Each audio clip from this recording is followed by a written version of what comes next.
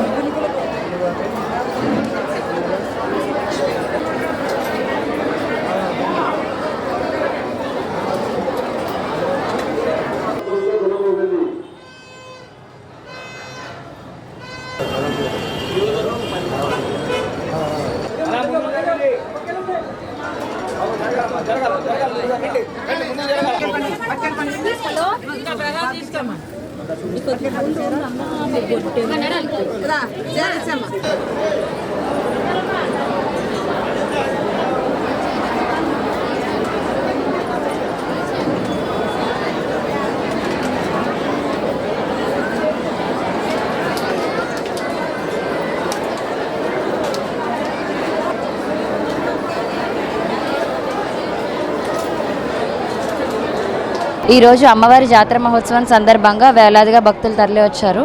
వాళ్ళకి ఎటువంటి అసౌకర్యం కలగకుండా క్యూ లైన్లు ఏర్పాటు చేయడం జరిగింది. మరియు క్యూ లైన్లో మంచినీళ్ళు, మజ్జిగ, అలాగే చిన్నపిల్లల కోసం బిస్కెట్లు, పాలు కూడా అందించడం జరుగుతుంది.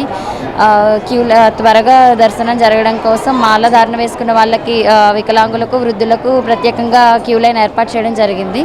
అలాగే శీఘ్ర దర్శనం కోసం 5 రూపాయల టికెట్ కూడా ఏర్పాటు చేయడం జరిగింది. ఇప్పటి వరకు ఒక 30,000 వరకు మనకి భక్తులు వచ్చిన అవకాశం ఉందండి. గత సంవత్సరాల లెక్కల ప్రకారం 1,00,000కు పైగా భక్తులు వచ్చారు. సాయంత్రం కొద్దీ మరి 1,00,000 వరకు భక్తులు వచ్చే అవకాశం ఉంది.